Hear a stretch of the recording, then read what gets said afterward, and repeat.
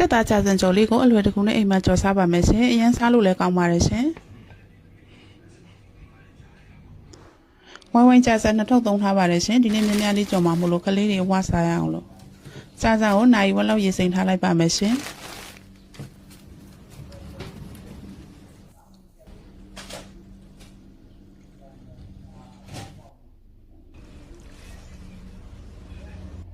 ပြီးရင်ကြာစံလေးတွေကိုရေးစစ်ပြီးတော့ချက်သားမှုန့်နဲ့ပဲငပြရည်လေးနေထားပေးလိုက်ပါမယ်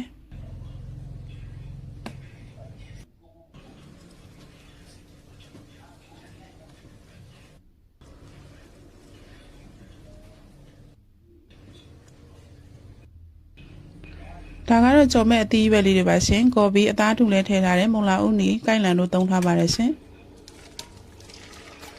ချက်ဥလေးကြော်ထားလိုက်ပါမယ်ရှင်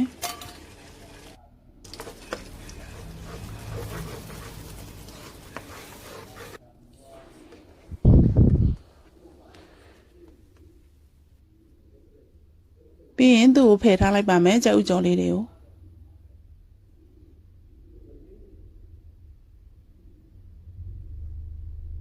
ချက်သွန်ဖြူနှုံဆင်းထားတာလေးကိုစီတက်ပါမယ်ဒါလေးတွေကတော့ချက်သားကြိတ်ထားတာလေးတွေပါရှင်ချက်သားလေးတွေထည့်လိုက်ပါမယ်အရသာအတွက်ချက်သားမှုန့်နဲ့ငရုတ်ကောင်းမှုန့်လေးထည့်လိုက်ပါမယ်ရှင်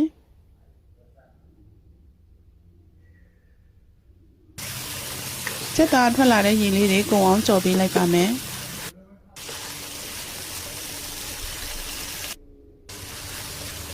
အခုလိုမျိုးစီလေးပြန်လာရင်ရပါပြီရှင်စီလေးတွေပြန်ထွက်လာရင်အသီးရွက်လေးတွေထည့်လိုက်ပါမယ်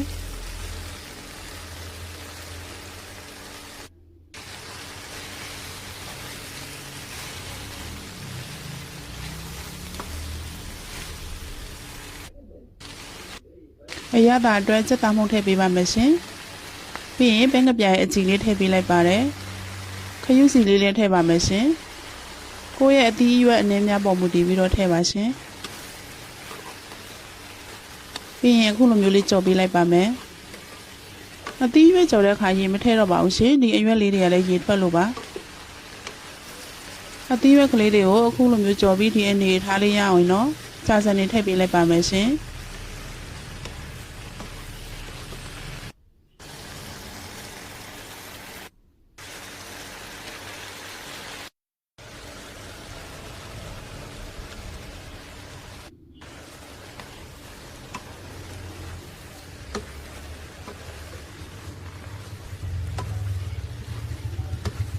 ဇွန်လေးနှစ်ချောင်းနဲ့ခုလိုမျိုးလေးကြော်ပေးလိုက်ပါမယ်ရှင်။သေချာလေးမှွေပေးလိုက်ပါမယ်။ကြော်ပေးနေနဲ့ကြာစံသားလေးတွေကလည်းခုလိုမျိုးလေးဣလာပါတယ်ရှင်။ရေမထည့်တော့ပါဘူးရှင်ကျမ။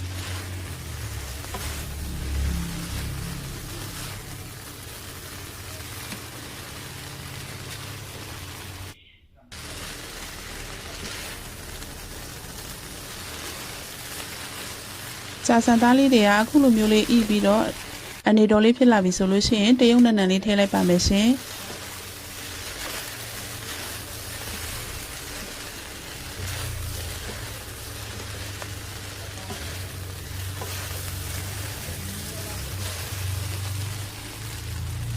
ပြီးရင်တော့ကြော်ထားတဲ့ကြက်ဥလေးတွေထည့်လိုက်ပါမယ်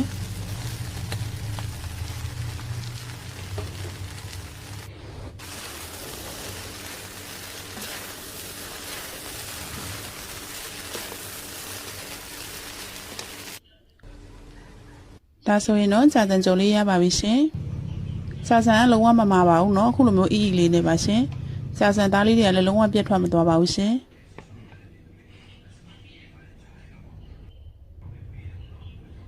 ကျေးဇူးပါရှင်